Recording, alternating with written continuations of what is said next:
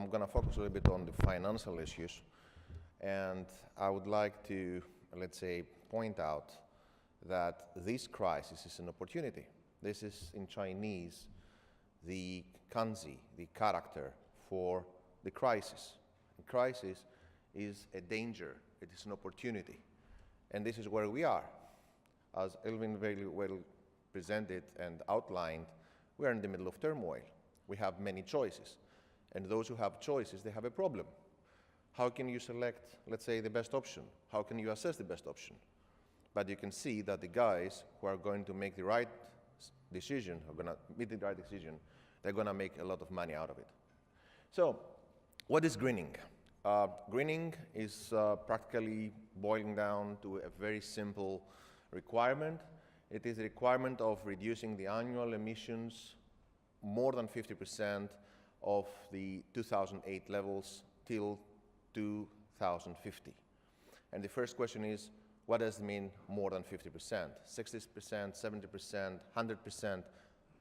It is really an open question. But if you start getting into the loop of improving your green performance and your footprint, then the only limit is 100%. Go for fully, let's say, decarbonized industry. Is that possible? Right now it is not. But given this requirement, what can we do? What is, let's say, what the industry can do? It depends on the time horizon. Let me start from the long term. The long term is market-based. That has to do with the carbon price. Let's face it. We are getting into the era where carbon has a price.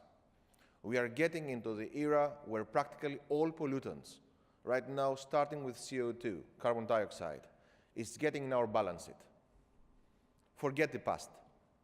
It is not a trend in the maritime industry. It's a trend in the whole economy. It is not a question if I like it or I don't like it. It is something that comes from the governments. It's a top-down policy that begins in Kyoto, '92, and this is it. So somehow we are affected because somebody else in another industry generated the need to comply. Medium term is logistic solutions, logistics-based measures. That means new ships, new size, new speed, new routes, new trades. Especially in the liner business and in the coastal business, that means that we are going to have new networks, we're going to have new sequences of ports of calls, and we're going to have a new kind, maybe, of ships, maybe not so big, not necessarily the largest, the better, but the largest and the more environmental efficient, let's say energy efficient ship is going to be the one that has to be promoted. Why? Because we are talking about liner networks that are not going to be only optimized vis-a-vis the cost, but also vis-a-vis the energy performance, the greening, let's say, footprint. Expect many things to come there. It is an issue of financing. It is an issue of the market. But the most difficult problem right now is how to, let's say, comply in a short-term horizon. What can you do? And in this case, the only option that we have is technology. So, excuse me. Yeah. So, how can you comply? Different ships, different types, different needs, different challenges. Assume that we are talking about new buildings. Green ships, or let's say ships of new technology, they are faced with higher capital expenses. Higher capital expenses is a burden. It doesn't make sense in our market. I mean, our ship is not competitive. What can we do? We have also technology risk. As Alvin said, for example, what kind of equipment are you going to install? I mean, if you install, for example, heaters, then you might have over-engineered ship, or you might have other technical risks. If you install a scrubber with a closed loop, then you have to have also technology on board in order to deal with the toxic waste of the scrubbers. So, I mean, these are technology risks. And of course, there is not a single solution. There is not, let's say, one solution that fits all. And something that I fail to see in most reports, nobody says anything about the fuel price risk. Really, what is the price of LNG? What is the price of LNG right now? If you ask me about heavy fuel oil, I mean, I can give you a couple of prices, I can give you a couple of benchmarks. I don't know anything about LNG, and I don't know anything about the future of LNG from geopolitical, geostrategic point of view. And as I said, carbon price is part of the equation. It is not yet there. It will be very soon. Existing ships. What can you do with your existing ships? I mean, you already have ships in your portfolio. What are you going to do with these ships? You need equipment. What kind of equipment do you need? How are you going to finance this equipment? Unless there is a substantial horizon that in most reports is 5 to 7 years, this equipment does not pay off. So if you do not, let's say, retrofit your ship, then your ship is excluded from the market. What is, let's say, the plus that you have to put in your equation, call it NPV, IRR, whatever, in order to make your calculations and base your decision? So, and who is facing the burden, the owners or the operators? And I think that there is no need to worry about it, about this question, because this is a fundamental question that it reflects the books and the interest of all parties, being owners or operators or whatever. So, what can you do for the CO2? Installation of power boosting technology, like the technology Gavin of IWSA will present later on. So devices that somehow reduce the energy requirements. We can have installation of carbon capturing technology. Yeah, some of you might say, oh, that is a technology for the future. Maybe. What I do get as reports is that there are already some testing, there is already some research progressing in this field, and the other idea is to use carbon-free fuels, which is also, let's say, wishful thinking for the time being. But in all these cases, we have to prepare ourselves for the carbon price. So owners and operators or whoever is involved in the decision should find a way to finance compliance. And in most cases, what we try to do is to pass the cost to the users. So, financing these challenges, what can you do? Assume that you have a new building, for example, okay? What could be, let's say, the mechanism of passing the cost to the users? Things are pretty simple. You can see that there are also some links to report and research. I'm willing to provide all of this after the presentation. But allow me, first of all, to highlight a very simple way of passing the cost. Reduced port fees or reduced port use. Many ports are doing that. Hamburg is doing that. Singapore is doing that. So Singapore and Hamburg and many other ports, they are in these alliances, and they say, okay, if you come here to my city port with a green ship, then you have reduced fees. So you are faced with a motivation. You have a motive, let's say, to call my port. But that means that the city of Hamburg, or let's say whatever city, is passing the cost of greening to the local community. So we as taxpayers, we are somehow losing some revenues in order to support this greening. Is it plausible? Might be. It's a political discussion. Is it possible to find formulas that are fair and somehow objective? Yes, it is. I mean, I have just a formula there that is based, I mean, it was derived by a colleague and me, so it is based on the capital expenses, on the fuel differential, and the port use. Yes, it is possible. Is it fair? Maybe, but once again, it's a political decision that we have to face.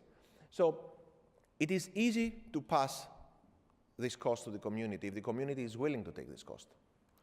The other idea that is, once again, let's say, a mechanism of transferring the cost, are all these sorts of export credit facilities.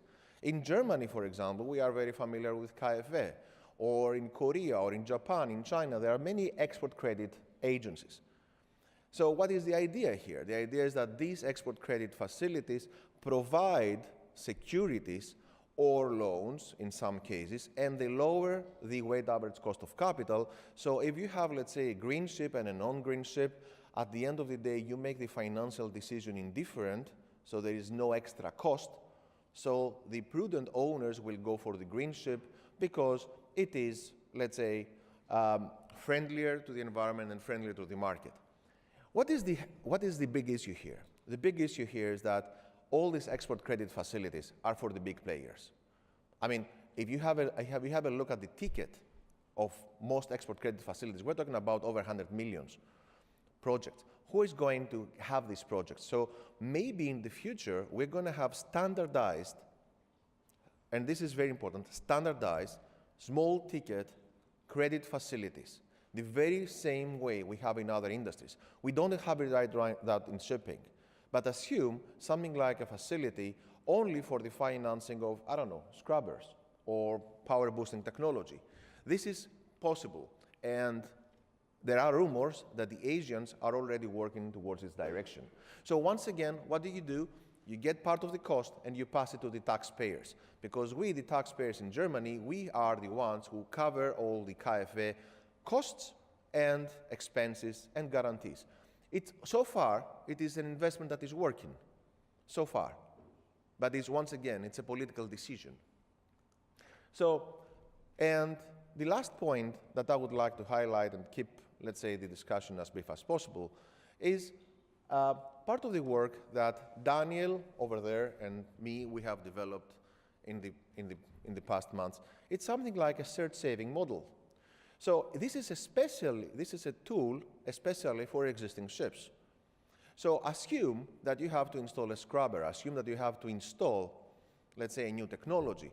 What is the business model right now? Hey, Mr. Supplier, I would like to install. I have the money, so I'm bleeding. So how much does it cost, let's say, to install a scrubber, plus dry docking, etc.? 3 millions, 4 millions, 5 millions. This is, let's say, a direct investment from the owner, with or without the support of the bank or any other financiers. But you see, the whole risks rest with the owners. So the idea, which is not a new idea, we just marinize the idea, we make it, let's say, more appropriate for the marine environment, is that the owners have to pay only part of the cost at the beginning, and the rest of the obligation is somehow, let's say, split over the future cash flows. That is, let's say, the benefit. So assume that you have a benefit out of the differential, then the suppliers get something out of it and the owners get something out of it as well. So what is the important thing here is that you have a shared risk approach, and you have a motivation also for the suppliers to perform, because the more they save, then the better. The same also for the owners. And you can see here some graphs. I mean, the left graph is when you don't have any, let's say, any savings, and then you can, any sharing, and then you can have, let's say, 80 or 60% sharing. And you see how these green and red graphs are playing. So these pay-as-you-save models deserve our attention in a local, let's say, platform. This HHX Blue, it is considered as, let's say, ways of financing equipment. So wrapping up, decarbonization is here. Expect a carbon price. There is not a single solution. And we can rethink existing tools like export credit schemes or new tools like pay-as-you-save models in order to go through the maze of compliance. Last slide, this car. You know what I like in this car?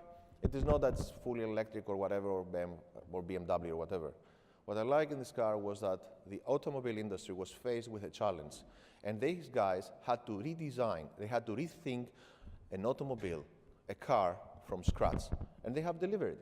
Do you like it? I don't know. However, it complies with the current and the future requirements. So thank you for your attention, and here for questions.